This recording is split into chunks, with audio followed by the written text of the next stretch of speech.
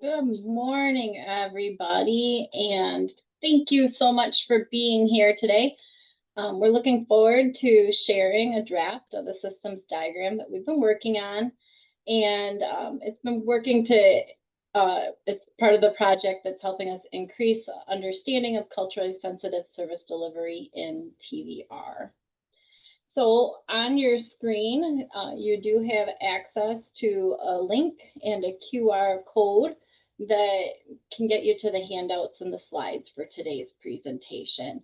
You don't need them in order to use it or to engage today, but they're there for accessibility if you would like them and for your reference. And so thank you, John, for putting that in the chat.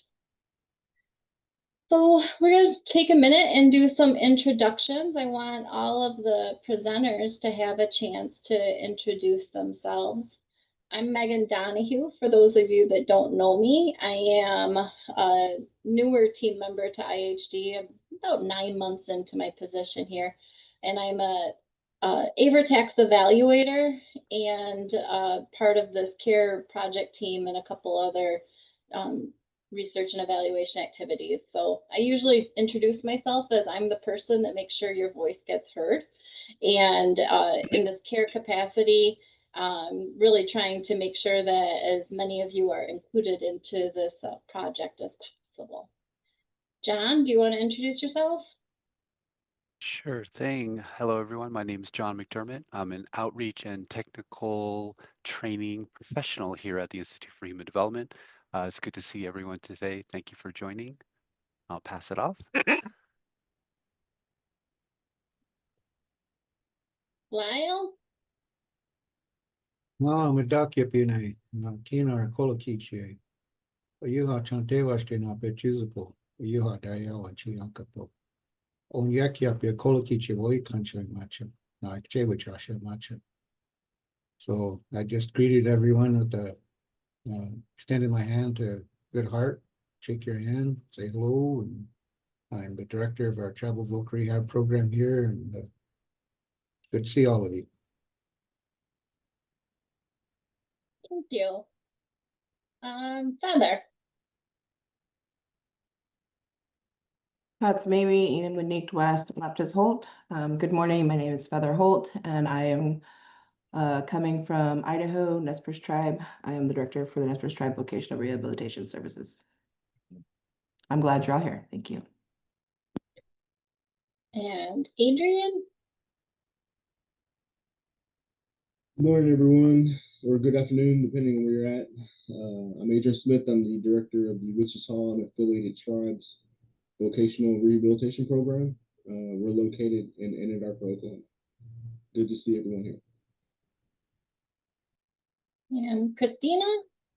I'm Christina Martinez. I'm from the Metlakatla Indian community in Alaska. I'm the TVR Voc manager or director, and I've been in this position for 4 years. And Celeste?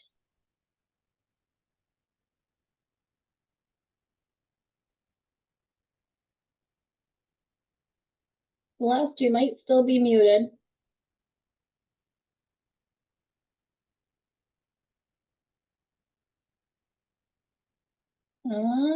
Not hearing from her right now.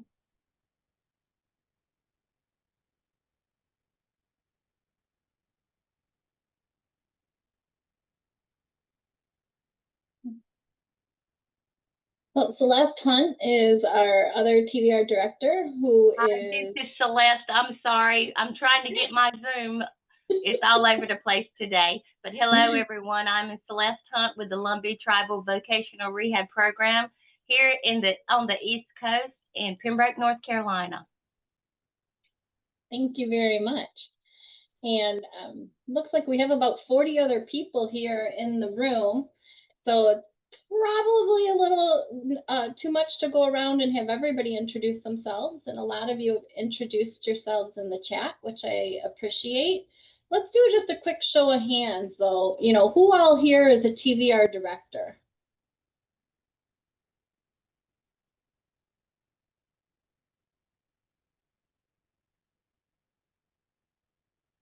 Seeing Lyle raise his hand and Amanda. Father raised her hand. We've got Celeste with the thumbs up. So it's taking us a minute here. 5, 6, 7 or so on the call that have indicated that. Kim Milak, Paulicinas, Ashley Whitefoot, great. And more popping up here. Who all is TVR program staff?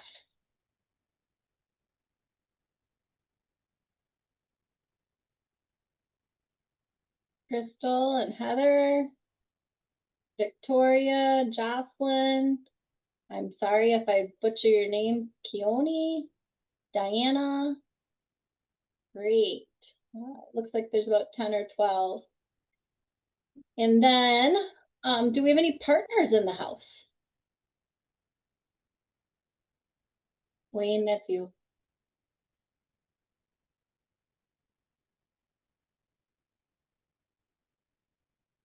Handful of them with the ARTAC staff. Joy is part of DVR. So great. Thank you, everybody. Did we miss anybody?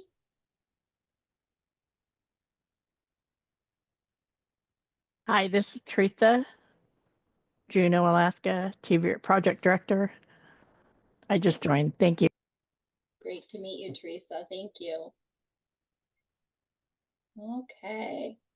Well, we'll move into our agenda for today. So we're going to do a brief introduction of the project, and then we're going to set aside some time to share and explore this draft diagram that we've developed.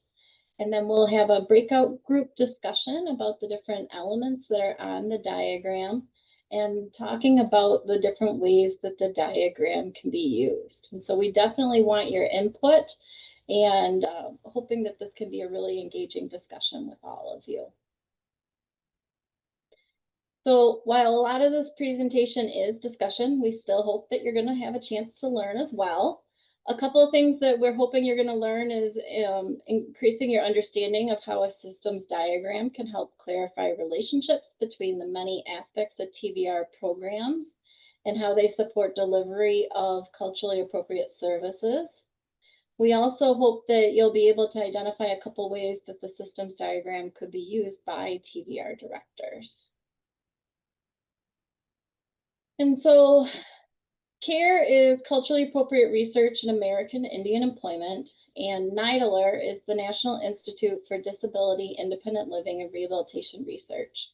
So about 5 years ago, they sponsored this grant that was designed to help increase the evidence around culturally appropriate service delivery. And it was focused on developing a common understanding of the landscape by learning what practices and policies support people in TVR to reach their employment goals and which of them are culturally sensitive.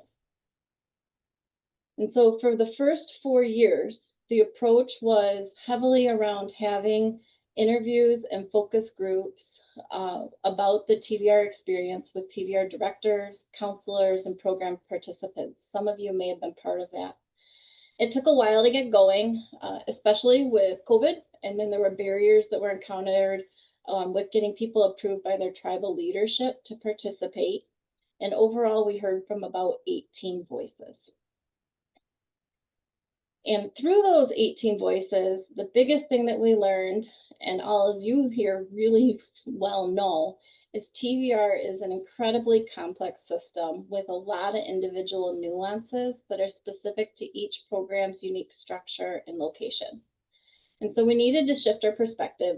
Instead of gathering this compendium of practices and policies that work or don't work, we needed to facilitate an understanding of the system and help articulate the system to see all the commonalities that are the commonalities to all TVR programs and the nuances of your own programs. And so a visual diagram seemed to be a really useful tool to help us untangle those relationships and see how do the different parts relate to each other, and both directly and indirectly to providing traditional and cultural services. So as we explored this idea of a diagram, we started asking TVR directors how they would use such a visual. And there's several ways that they thought it would help them in their work. First, it helps them see how one change that they make programmatically will influence other parts of the system. They can use it to strategically plan growth of their program because they can easily see areas of strength and their opportunities to grow. And then through relationships between the parts of the diagram, they can see the full picture of how the different changes they make are going to influence other parts. Mari?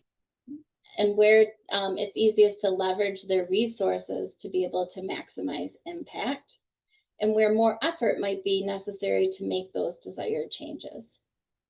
It was also seen as an opportunity of a teaching tool to help new staff understand their place in the system and how their work influences the whole.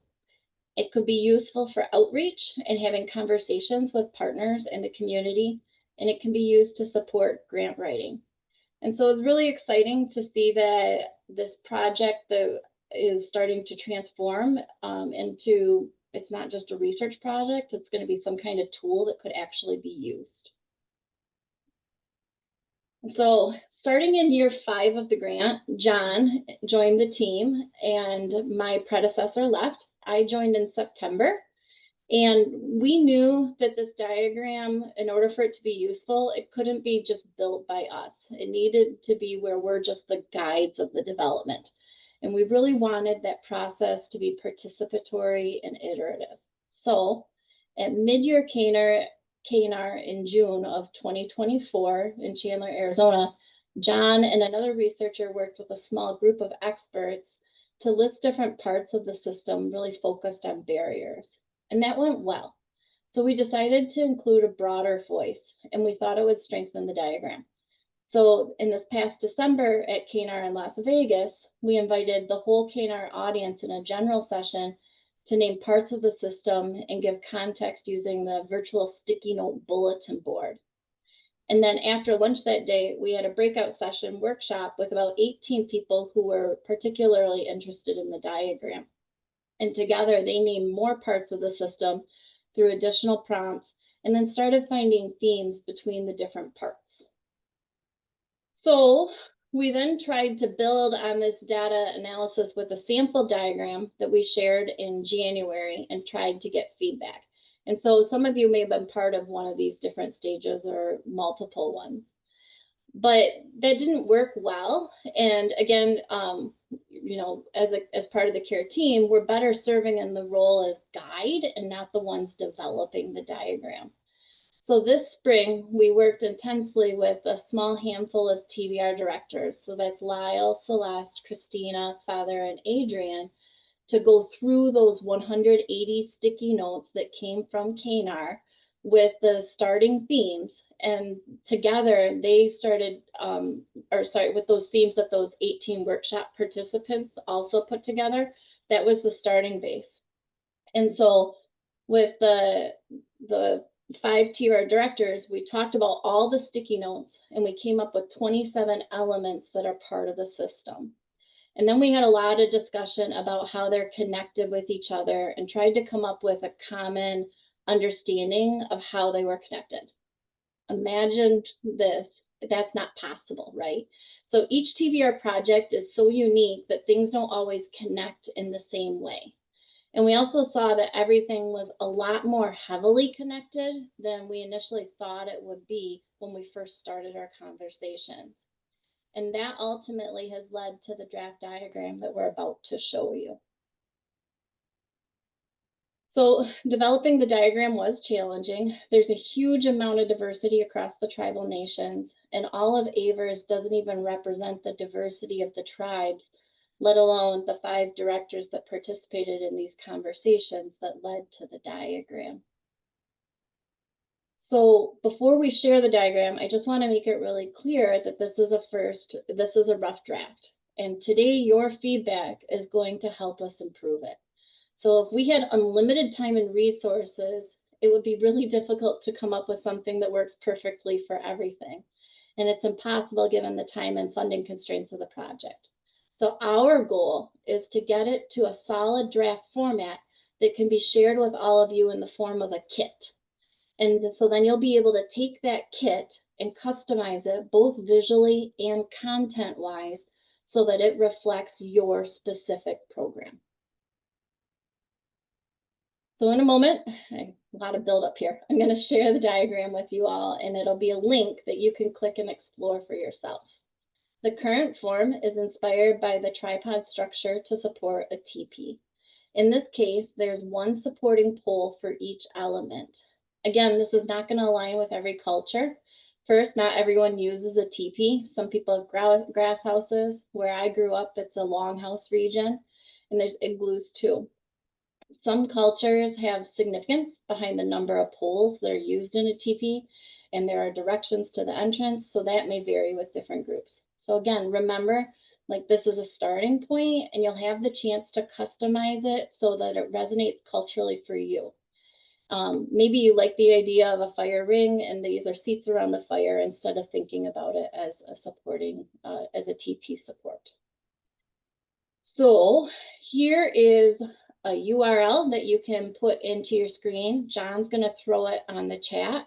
I also have a QR code that you can use. I tested this with a mobile device, and so you can pinch in and pinch out and go ahead and look at the diagram yourself. I'm going to just kind of orient you to the diagram and show you mainly the technology of navigating it. So when you click on that link, just want to confirm I did transition from the slides to the a Google screen.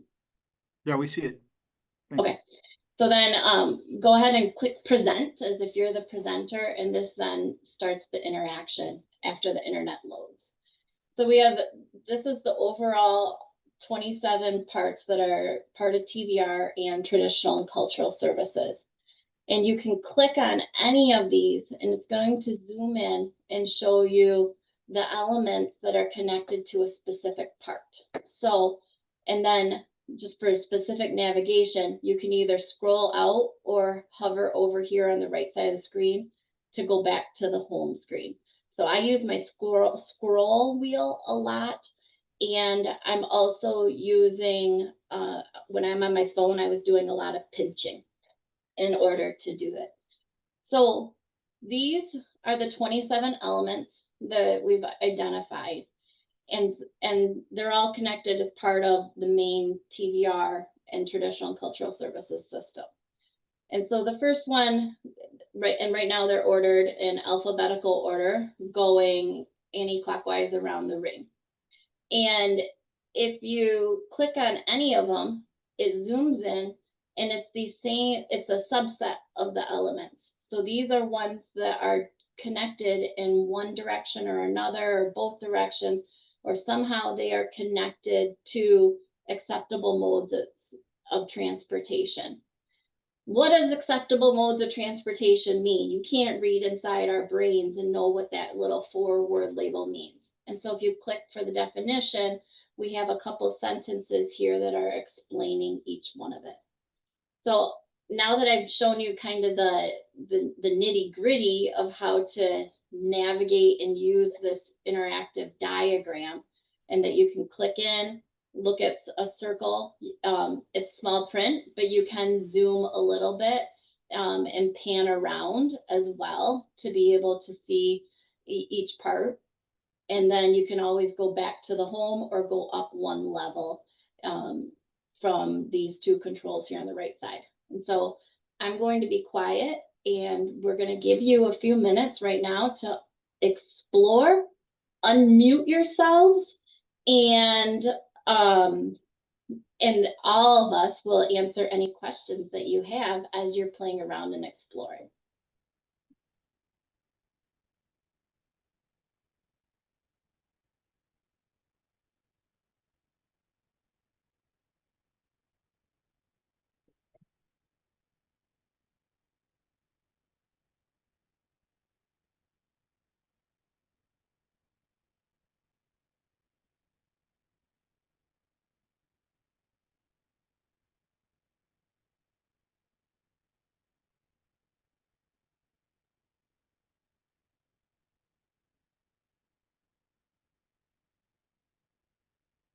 And if you're having any technical glitches with like clicking on and accessing the diagram, don't be afraid to speak up. This is a newer platform to me, and so I'm happy to troubleshoot with you.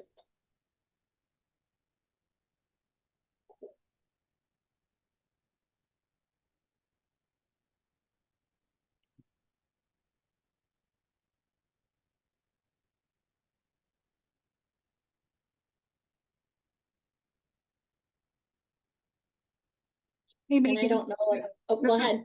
This is Carmela. I got here a little bit late, so I just got to where you were talking about interacting with the page. So what is it that I need to do? Go ahead and look in the chat, and there is a URL to Okay. access this, and then you can go ahead and click around.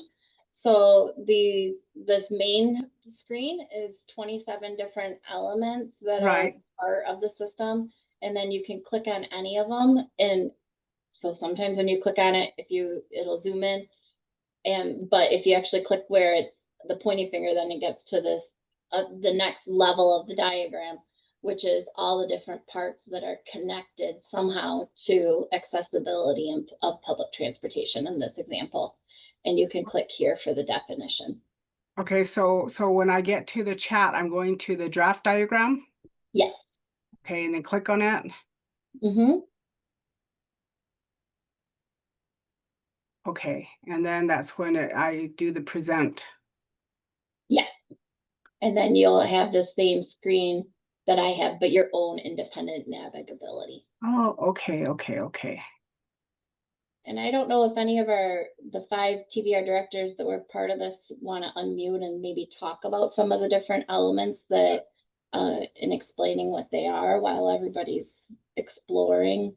And that's an invitation to do that as well. Okay. So Jamie asked, is there any level of importance to each element? Are they assigned different percentages or numbers based on the person's input? And so no, we're very even with the approach. So they're in alphabetical order instead of any level of importance for how they're displayed on the diagram. And it's going to vary a lot with each different tribe as to how, and the structures as to how much weight each part has and the degree of connection. So this diagram establishes that there is a connection, but not necessarily the degree of connection. And if anybody on the team wants to expand on that, that would be great.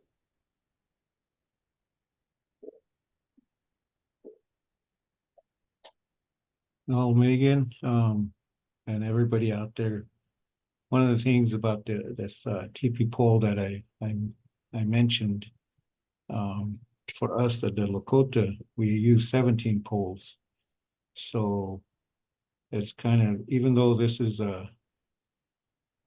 designed to kind of show you something, it's up to each of you to look within your own culture to determine, how many polls there are. And obviously that means some of these writings on the polls, there's a way that has to be implemented together with another one. So, and then like she said earlier, well, what I know is the Dene, the Native American Church, they have their TP, but they have a way of doing it themselves too. And I never did find out how many TP poles they use, but and then you look at our northern tribes or nations, they don't use the TP. So this is just to kind of help you. I guess I'm just trying to help you look at it and see how, you can relate it to your own culture where you come from or the area where you come from. So it was interesting when I was listening to the introductions that this work has been going on for a couple of years, but I was just got an email, or I can't remember how it was. I got contacted to become a part of this group, and I didn't really know all the history behind it, but today it was a good review. And it's just unfortunate, you know, it got passed from one to another to another to another, and then got picked up and moved forward. So, and not being at those conferences for many reasons, some of you know about, others don't. I'm like you, I'm brand new. So I got broke in these last 8 weeks to be a part of the team that developed this. Because there is no, and what was mentioned, there's so many of our tribal nations, we all are different. So it was pretty, how would you say,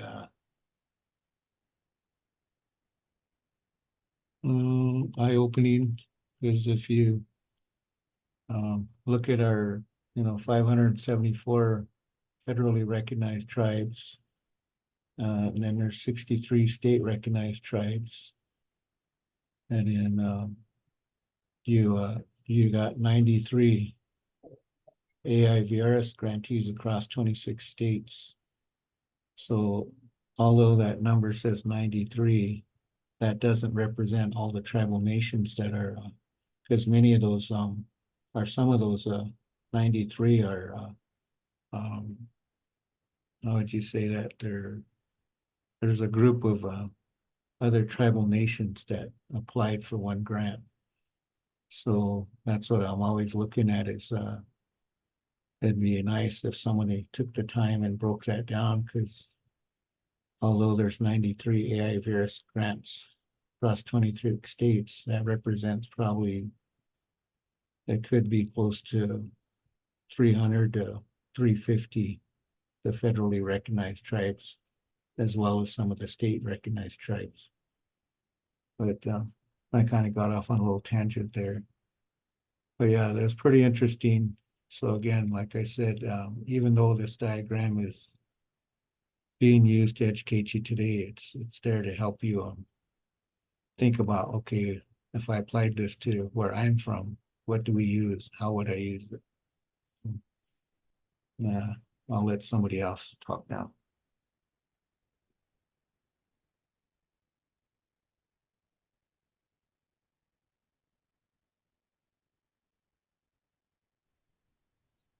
I'll go ahead and kind of back up what Lyle was talking about.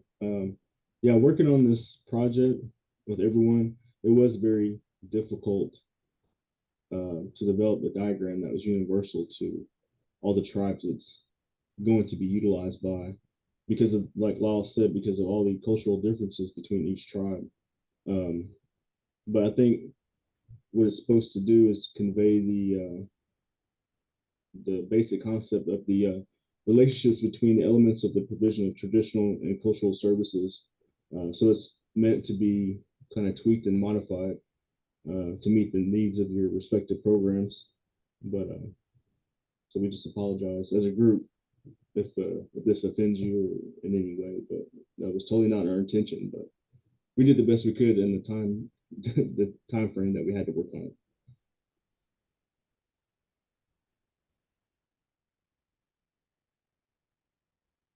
Go ahead, Christina. The one thing that I really appreciated about this project was the fact that we had a whole like plethora of sticky notes that people, not consumers, case managers, directors, support staff have identified were important enough to them to write down for us to try to navigate and connect. So there were a lot of times where I even like had to tell Megan, hey, I'm gonna sit on this information for a little bit and digest it, because there were a lot of commonalities that even us as directors haven't put into perspective that we were trying to navigate and connect. And then in the end, I really appreciated the campfire. I really really, really like this diagram because for me, if I reflect all the way back to when I became a case manager, there are so many case management talking points that were provided that I'm really, really excited to start using this diagram and incorporate into my program. But I also was pretty impressed with the amount of information that everybody's program had put out as like a concern or as like a strength, and we went through a lot of trying to connect the pieces, so it was pretty cool. It was a pretty cool project. Christina, this is Celeste Hunt. I would like to also say it was an awesome project. It's amazing how much you were able to take in, and it was a learning process and it was a learning experience for me. But at the end of the day, like Adrian said, we come from all different backgrounds in reference to the eastern United States, the Alaska Natives. We're the western tribes. When we come together, I noticed that one thing we still have at the end of the day, we are natives and we have that cultural sensitivity, that strong cultural sensitivity that I think all tribes deal with when dealing with vocational rehabilitation. Hey everybody, it's Feather, and I wanted to agree with everything that everybody before me said. It was definitely a great project. Wish we had a little bit more time, but we did what we could with the time that we had. And I do like the TP setup with the fire in the middle. But like everybody else said, it was really cool to have those discussions that kind of showed that there's a big difference between all of our TVRs. Some of us are rural, some of us are urban. Yeah, and then creating the duality definition, that was one that I liked because we don't like the word assimilation, but oh, I'm trying to click on yours one. Mine's over here. Got two screens going right now. But anyways, thanks for joining us today. And yeah, it's been a really fun project to be a part of.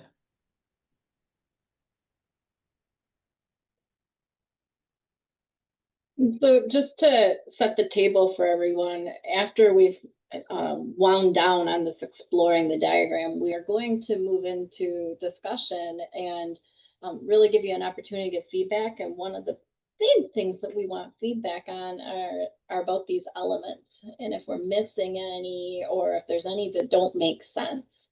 And so as you're exploring, and if you look at any of these definitions and you want clarification, it's great to talk about that with the whole group right now, because we'll eventually move into smaller group discussions on that today.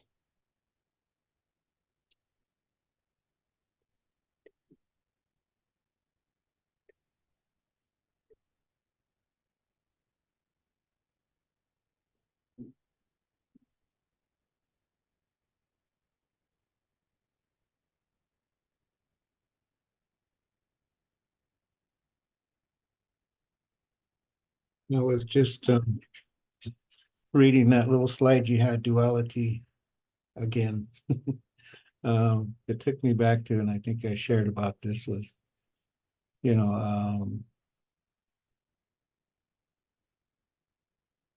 ability to maintain cultural identity and traditions while also achieving success in society.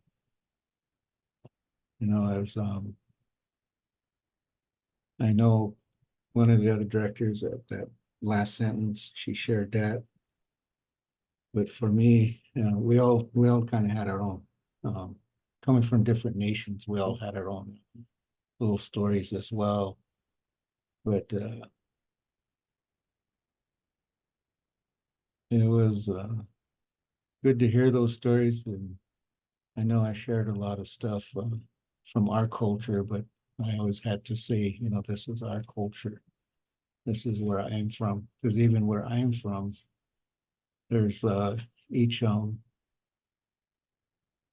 Tiwahe or Tioshpai, which means family or extended family, or Oyate, the nation. Here in South Dakota, we have 9 tribal nations. We are one people, but we were split up because of the the Battle of the Little Big Horn.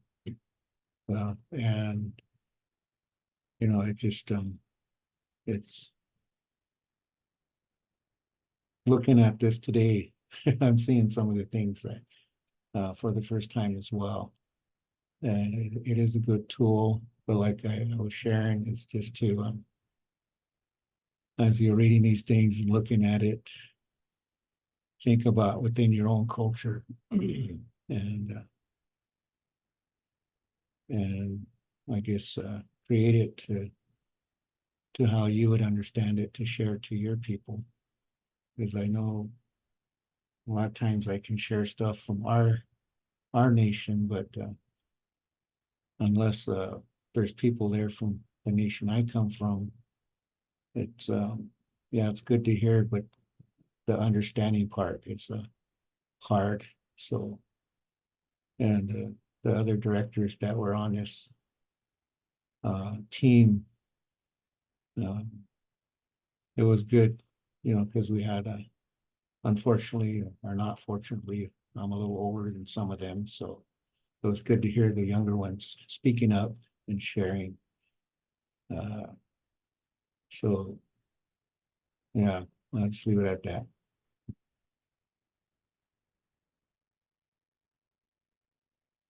Somebody put a comment in asking for a more linear version. So there's a Word document in that handouts folder now that includes all of the draft definitions just listed in alphabetical order.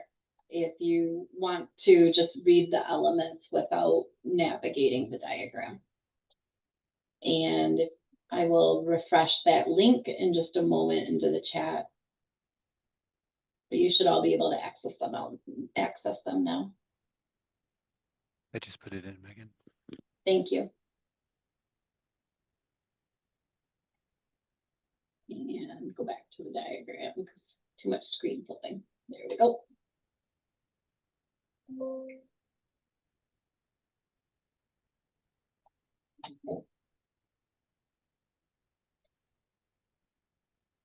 It was interesting also in these discussions, and a challenge with the definitions is that there seemed to be a lot of difference between, like, we had two elements. We have duality and acculturation, and they have different lenses to look at, or to, as you think about the connectedness to the whole system.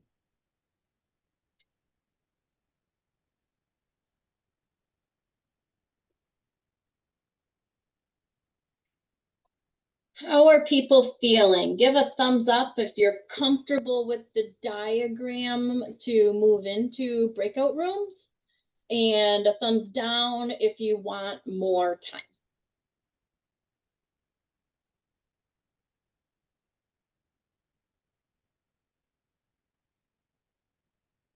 I guess there isn't a thumbs down, so, or a frowny face, or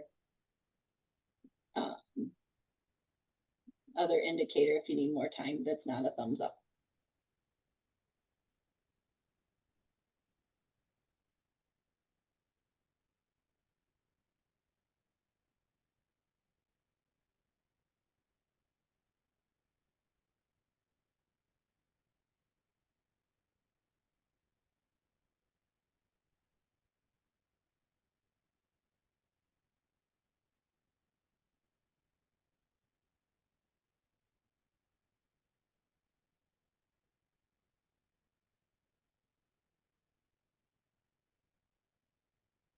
The breakout rooms. No. Oh, I missed all the thumbs ups. What do you think are, as leads, are you ready to go into the breakout rooms? Okay. So, show my other screen. Here we go. Okay, so the next thing we want to do is give you that chance to really give your voice. And so in these small group discussions, we're going to split into 5 different smaller groups. And we want to know if you think any elements are missing, or if some of the elements don't make sense to you. So we're going to start with about 15 minutes in the breakout rooms, and then adjust if more time is needed to complete your discussions. So the Lyle, Adrian, Christina, Feather, and Celeste are each going to lead one of the breakout rooms and help facilitate the discussion. Within it, you probably want to assign somebody to take notes and a reporter, because when we come back out and we'll have a full group recap of those discussions. And then, so the big thing is in that breaker room, please discuss if you think any elements are missing and if any of them need more clarity. Before we break up, does anybody have any questions?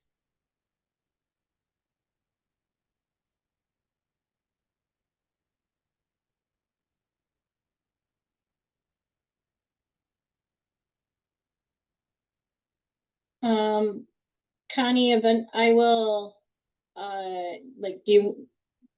Connie asked, the original cover screen with the fire in the center, can we print that? Do you mean for right now for the breakout discussion or to print it later?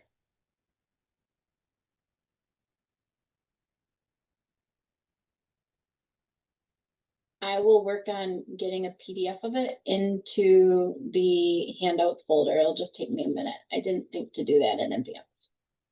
You can look at the list, so it won't show the picture of it, but the list of all the definitions. So we'll get that for you in just a minute.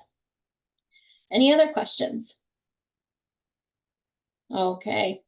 If you want to set up the breakout rooms, Miles, or help send everybody to the breakout rooms, that would be appreciated.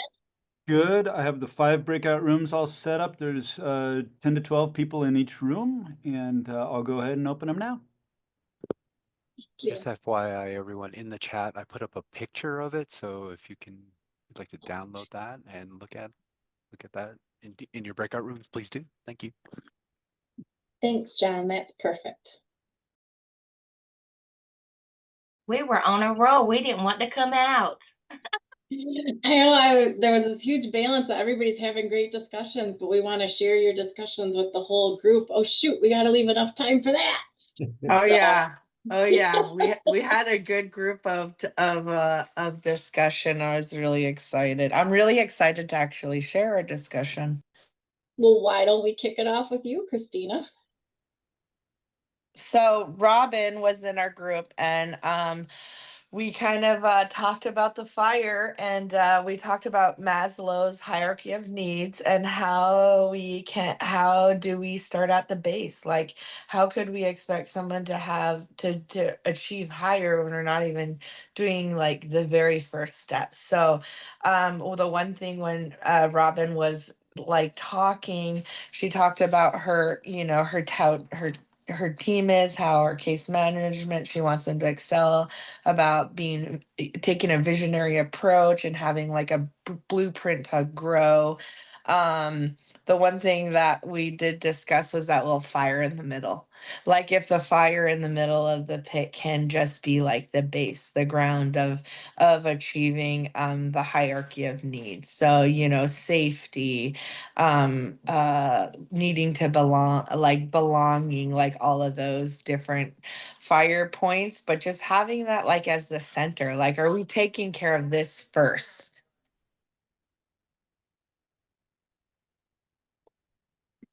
Does anybody want to reflect on that?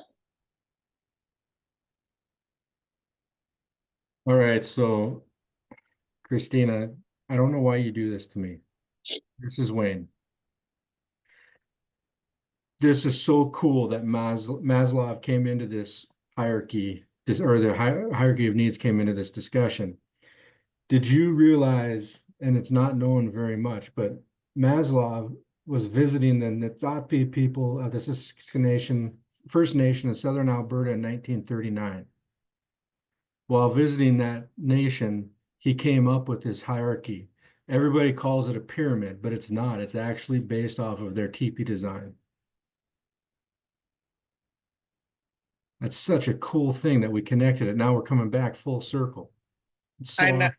It was a really cool discussion, and in my mind, I like by looking at like that fire pit kind of circle, I was like, man, this would be the most awesome thing to put punch right in the middle, because you do have the, you know, the psychological needs, basic needs for survival, safety needs, the love and belonging needs, the self-esteem, the self-actualization. So when Robin started talking, my mind just started like brewing. And then I had Jamie in the group and Teresa. Like Teresa had some really cool points about how we dress where we are at right now, not where we're from. So it was just like cool. It was a cool discussion. I'm really fired up over it.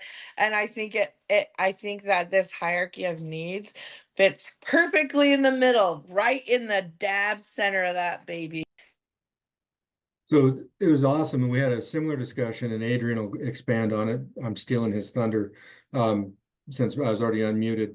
But Heather brought up that while we don't all recognize the teepee in our areas, in our tribes, in our locations, we all have a fire, and we all gather around a fire.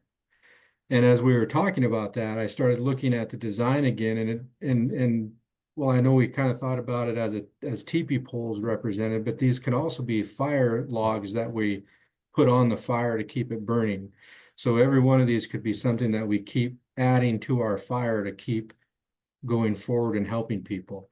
And now that we looped it into the hierarchy of need, I'm sold.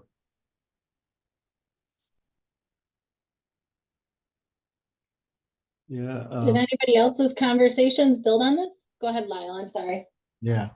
Well, I had a good group there, and we just kind of talked about their housing, or their traditional housing. So in the group, they had variations of, well, some were teepees, some were hogans, some were in Alaska area. They were describing how their traditional housing unit looked, and it was very good to hear that. But then also talking about our TVR, Tribal and Cultural Services,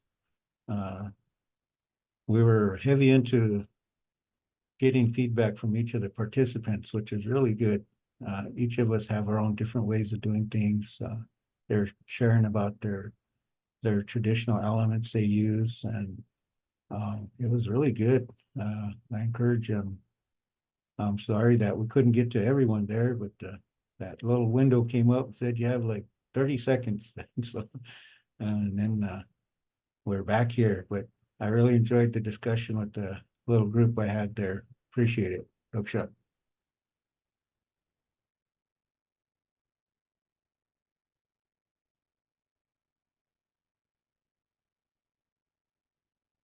Christina, was there anything else in your group that you talked about that you want to bring up to the whole group? Could you repeat, because you broke up? I just asked, was there anything else that was part of your discussion that you want to bring back to the whole group?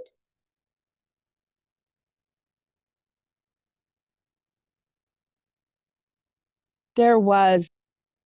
So one of the things we talked about as well was the fact that everybody, like we had one of the participants who came forward and said, like, am I allowed to be here? And we were like, and we kind of had a discussion about how we are just like one huge big family and everybody's invited to the table.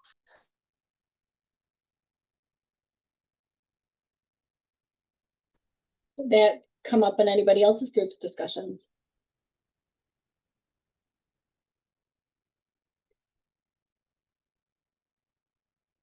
Megan, I don't know if you is this what you're looking for? But we also talked about in our group, like, how do we meet a variety of different needs? There's so many different levels and priorities of need, especially someone in our group, who's a new counselor, new to VR, new to case management. And how do we teach or address in our staff how to identify like these priorities of need. You know, some people need a lot more than others, and there's so many different levels of need. And how do you identify that, and how do you prioritize that, and how do you address that as, you know, a service provider? And we also talked about natural resources maybe being an element on the, you know, or maybe we could add it somewhere into the diagram, because resources was on there, but it talked more about like external resources, other departments and things like that. But natural resources, things like family, community, involvement in community, traditional healing services and things like that. We talked a lot about that too. That resources one, I hopped into some other group and they were talking about the availability of resources element, and they had talked about some of the other natural resources like related to seasonal round. I don't remember what group that is. Does anybody want the other group that was talking about that want to chime in with some of their discussion on that? I think that was our group, Megan. We were talking about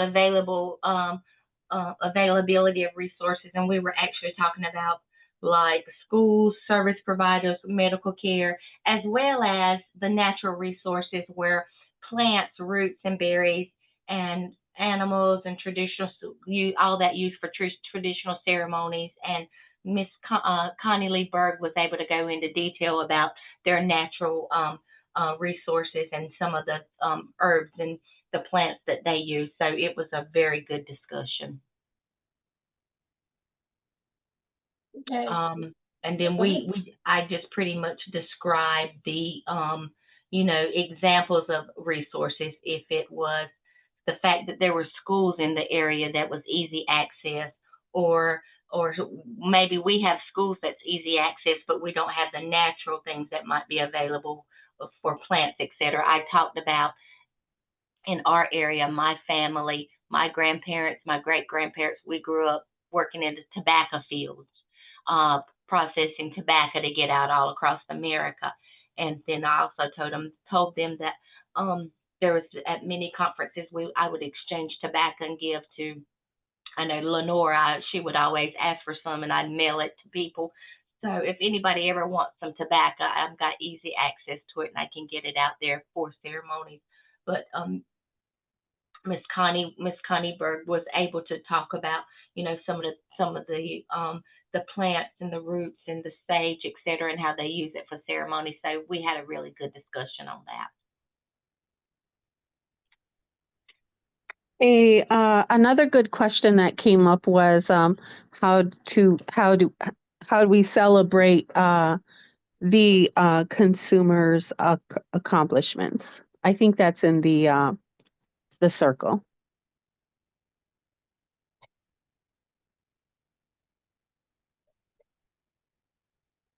You want to expand on that a little more? I was actually hoping others might. So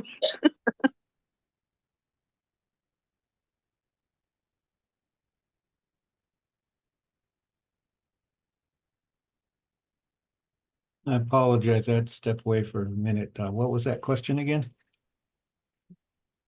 what are some examples of celebrating a consumer's accomplishments? Okay, so for here, what we've had, well, I guess the main thing we try to keep in mind is their confidentiality, because we're tribal voc rehab, but we've had community events and stuff, and we try to honor them with a star quilt and sing an honor song, present them with some sage and sweetgrass and a little plaque or certificate completion. But we kind of we look at what they're comfortable with. So if it's just here in our office with just our staff and their family, then we go with that. So we always look at, but the main thing we do, we try to remember, it's just the confidentiality side of it. Thank you. You add on to what Lyle said, when I was the director of the Northern Cheyenne Tribe, we would do a similar thing, and then we would also the staff and I would cook and host a feed for the successful folks and invite their families and whoever else they wanted to attend to celebrate their time. This is Connie Berg in Red Lake. And we do a monthly director's report, and I like to put in a success story. And then I share that with the relative that we're working with, so they know that that they've done a good job.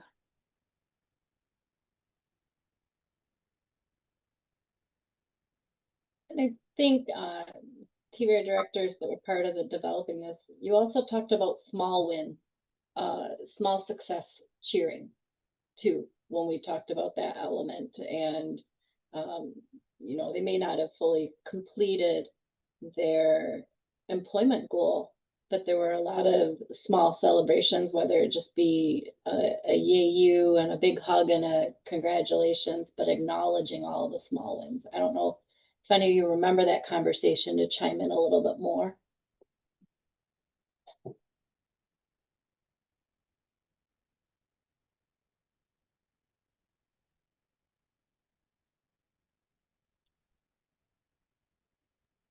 Yeah, I think that was just like milestones that they reach, you know. Maybe they completed their first semester of college or something like that to, give them encouragement or, keep on going, or if they completed some of their, part of their training or something like that in pursuit of their certification or diploma, whatever it is. Just kind of encourage them throughout the process. So kind of give an incentive for them to keep going.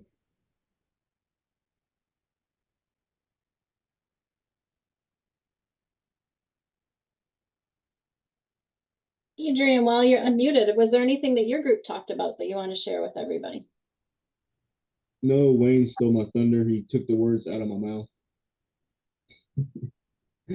No, but other than that, one person in our group did mention that in regards to the diagram in Prezi, instead of clicking on it, if they have a hover option, they could just hover over the word and it'll bring up the definition. I thought that was a good idea. That's a good one to incorporate. There's a lot of accessibility work that we need to do into it as well.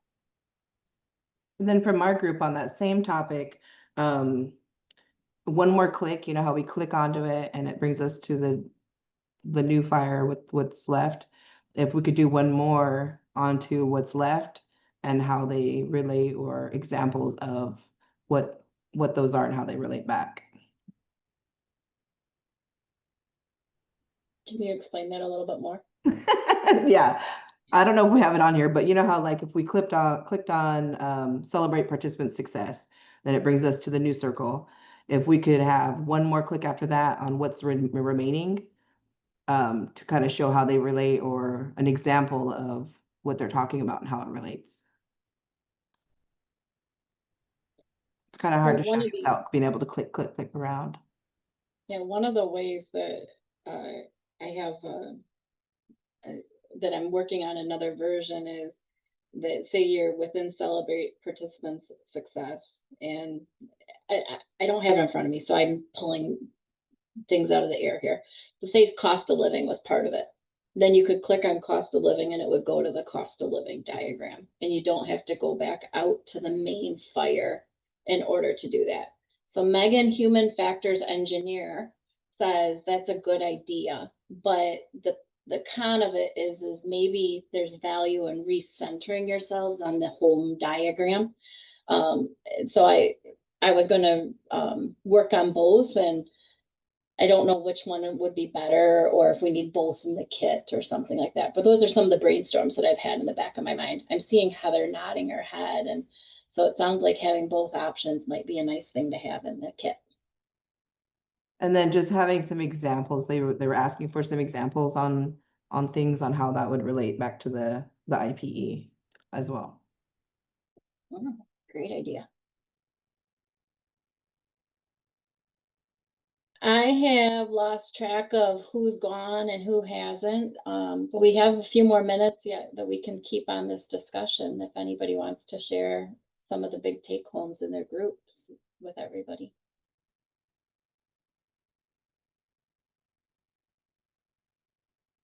Connie brought up a great point in the chat. You might want to talk about.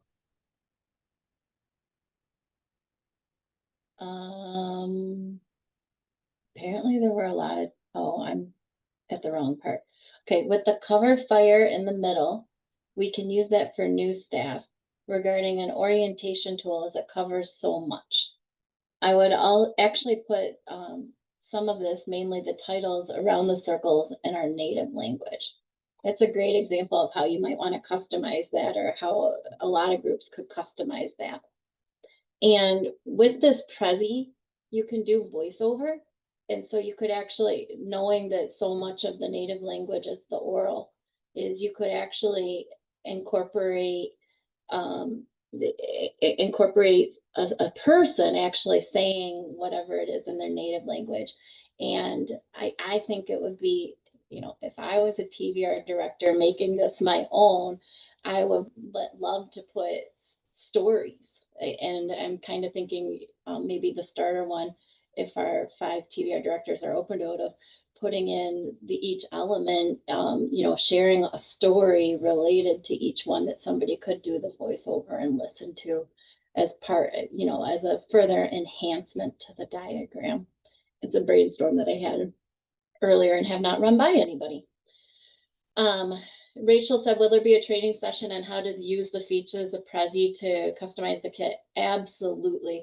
The kit is going to have to come with directions on how to use it as is, how to customize it, and how to use the technology. And so all the technical aspects of customizing it, as well as what some conversation types of guides that might need to happen as you're revising elements to and like suggestions on who you might want to include in that conversation as you try to decide what elements may need to be added or removed, and then or tweaking and stuff like that. So there's a few different levels of guides that'll need to come within the kit so that you're feel comfortable making it your own.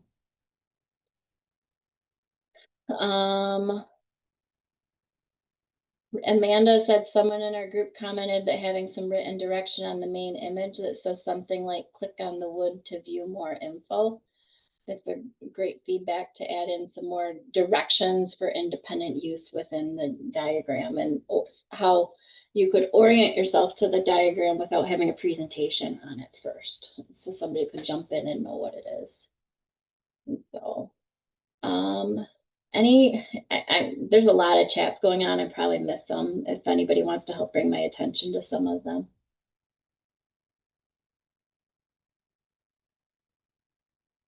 Rachel just had a follow-up question about will we be able to house the final product, and I said yes. Once you develop your own, this is your tool.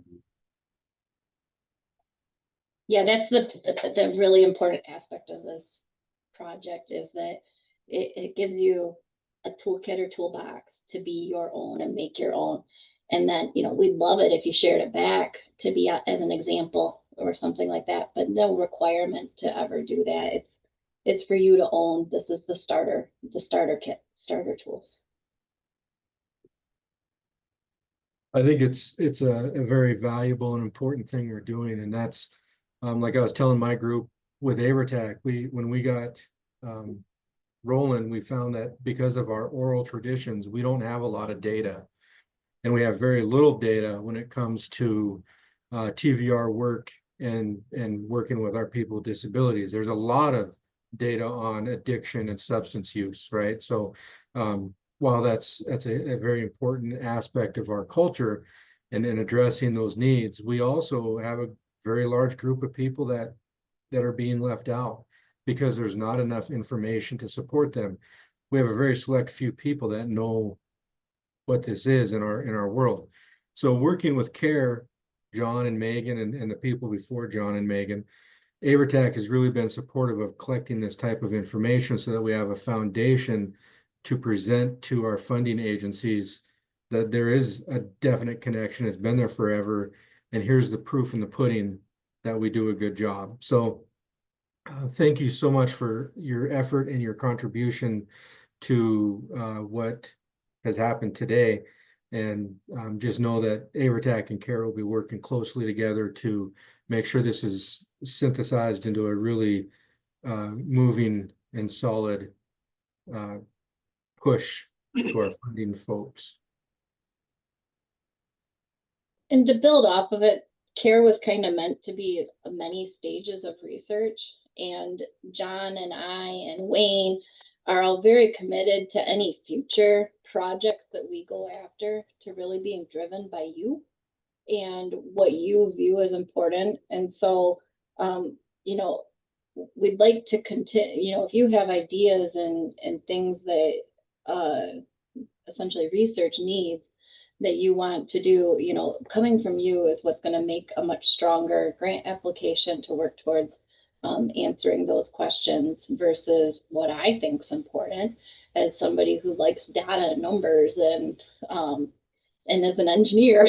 So I think that as we have this conversation, I know when Lyle and Feather and Christina and Adrian and Celeste have all been talking about it, is, you know, this is a starting point and there's a lot of future opportunities. And so at some point we got to pick one and try to get some funding to take it forward into something that's meaningful. And anybody is welcome to be part of that conversation of brainstorming where we want to take a future funding application towards. I do want to take a slight pivot. I want to leave a few minutes at the end for next steps, but I'd like to shift the discussion and give everybody, and our 5 TVR directors can start it, is, you know, how do you plan to use this diagram? And have a little discussion around that. How are you going to use this diagram now that you've started to play with it and you can see the potential for customizing it? Well, you know, again, like I was sharing the traditional teepee in our area, the tripod and how many poles go to it. So just an example, that's what I'm going to narrow it down to. And then so that may take some of the poles here with the wording on it. I have to put that somewhere else. But some of the things, I guess what I'm hearing that's been shared is for me, I'm very cautious when it comes to sharing of our traditional ways and culture. For me, I can't just say, okay, I do this, I do that, and I put it out there, and then it comes back to one of our elders saying, you didn't get permission to do this. So I would encourage those of you that know of your elders that still carry the traditional side of your nations to visit with them and explain, you know, if you're going to seek their assistance, explain what's going on, what you're trying to do, but to be cautious about sharing things that are not to be shared out there, because this is an academic thing. But I encourage you to reach out to your elders, and then just visit with them. So that's all I have to say.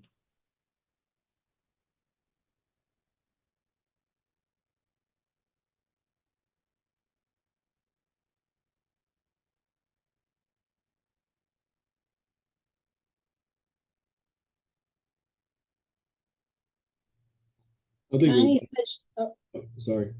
go ahead.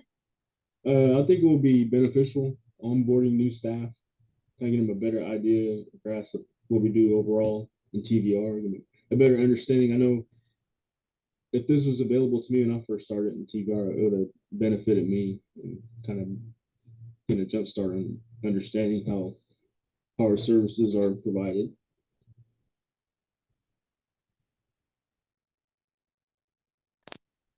I agree with Adrian. This is Christina. I feel like as a case manager in my case management days, there would have been a lot less asking questions if I just had something to look at so I could identify because I know that if you think I'm bad now, back in the day when I had actual questions, I was worse. Like everybody probably is like, oh geez, she's talking again. But when I first started TVR, having a disability myself, I wanted to know what kind of services were available. And I think every single director was just like, man, why do you have to ask so much questions? So I think that having something visually to lay my eyes on as a case manager, it would have been easier for me to be like, transportation services, what kind of services do you need? What what does your housing look like? How can we help you? One thing that was brought up that I failed to mention until right now was that Jamie brought up a good point about natural resources. So like your family unit, what does your family unit look like? How supportive are they? Like these are things that I automatically do when I'm training case management in my own program, that if I had when I was a case manager, I feel like I'd have been very more comfortable delivering services and less timid than I was at that moment in time. So this kind of stuff gets me excited because I don't know, knowledge is power to me all the time. So the more I can help other people, the more better my cup is filled. Christina, somebody put in the chat, I wonder, or Crystal did, I wonder how these align with the grade 8. And last week, when you and I were chatting about this, and we were kind of talking about like the 27 logs or something like that, and I kind of remember a conversation. So I mean, anybody could chime in, but do you have any thoughts on how these align with the grade 8? Just building up, I'm thinking of that conversation last week. I know. The one thing I love about Rebecca in all of the courses she does is we have grade 8 discussions. So when Megan and I were talking, I told her it needs a coin phrase, and I told her I was really excited for this group presentation because there's so much of us who have such like really cool insight on things that we'll find our own coin phrase for this project, similar to the grade 8. And I think, if we tie this back to the hierarchy of needs and like this is a bigger picture. So the grade 8 is really,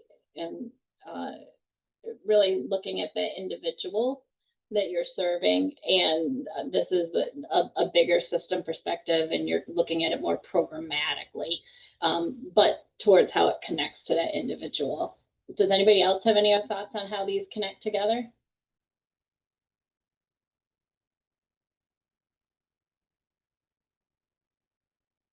Amanda put in a reminder to all of us, the grade 8 is personal strengths, resources, priorities, concerns, abilities, capabilities, interests, and informed choice that support the employment goal or outcome. Jamie made a comment, the grade 8 focuses on individual needs specifically, and that natural resources, again, that we've been talking about, ties really back into the individual's natural resources. And so thinking about that element. Considering values and philosophy and need to incorporate images as we learn as visual learners. And Wayne threw a grade 8 document in there. Do you want to comment on the document, Wayne? This is the worksheet that we use in all of our training, so you can download it and take a look at it. As far as how it connects to what we're talking about, grade 8, it's everything that we do, right? That's the comprehensive assessment.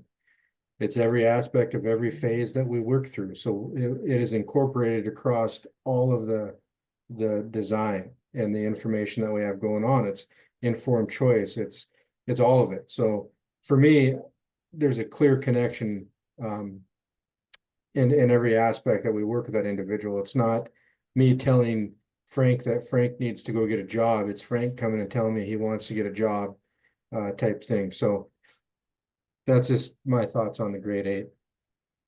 Thank you. And circling back to the beginning of the discussion of, how do you plan to use it? Rosetta put in a comment, some of the definitions could be really useful as supporting documentation for turning in requisitions to help that accounting office know that this is a supported request. And seeing that, and I see thumbs up coming from Heather. And I saw some hearts show up on that comment. So that sounds like a great application. Jamie, go ahead. Yeah, just circling back around to Christina's comment right before we start talking about the grade 8. Yes, Christina, I'm right with you. When I was a new counselor, like, oh my God, so many questions, and please, can I have a cheat sheet to clue me in onto what I don't know? And so I like the idea of what Christina suggested is, how can this be developed into kind of like a desk guide, a reference guide, or, a guiding document for, new counselors or new staff that don't know what they don't know already,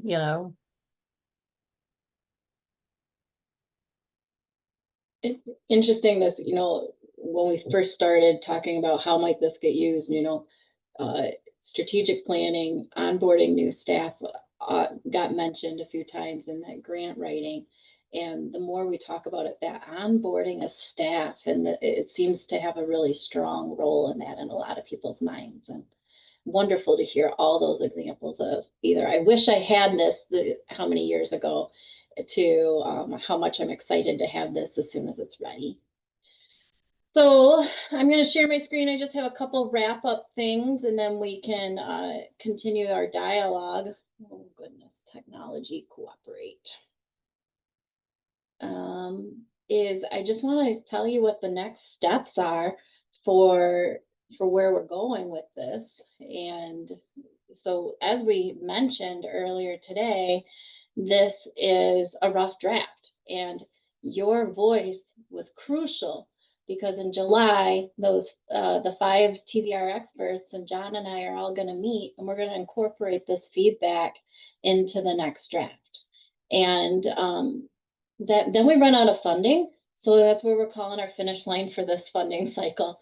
And so with that draft, then we're going to develop a kit for you. It's going to include starter diagrams along with guides on how to modify it visually and guides on how to modify it content-wise and figuring all of that out. So, the big goal would be to have this available to you sometime before 2025 is over. I mean, I guess I don't know how ambitious we can be to get it done earlier, and we want to make sure that all our developers and everybody has a chance to take it back to elders and everything else once the kit's ready before it goes live. So there's a lot of respectful processes that we want to include, but that's where we're moving to, is this kit that you can all use. And I think that moves us into, I do have a learning check for you all. If you want to launch the poll, John or Miles, just to make sure we met those learning objectives. And then it also includes our end of event survey. And so we'll leave this up for the next few minutes as we continue our dialogue and discussion of how any other questions, remarks, and everything. That's really your floor now for the rest of the time. And thank you all so much for your time, engagement, and input today at the KNR conferences, when you've contributed to sticky notes, if you contributed to the first rough draft of the diagram that really led us to developing these workshop series and increasing the participation. There's so many different levels that you've all been involved individually. And to all the people that initially participated in interviews and focus groups in the years prior to the onset of the pivot to the systems diagram, that really revealed the need for this and brought us to this direction. Our question 7 on the poll only has disagree answers. I guess just click something and we're gonna discard that data since it's not as strong. Just scroll down. You just have to scroll down. Oh, you have to scroll down. Thank you. The options are strongly disagree, disagree, neither agree to, or nor disagree, disagree, strongly disagree. I mean, so strongly disagree at the top, strongly agree at the bottom, but the reality is when I do my data crunching to help AverTac look at this, I'm gonna have to throw it out because not everybody's gonna hear that instruction. So you can also just skip it.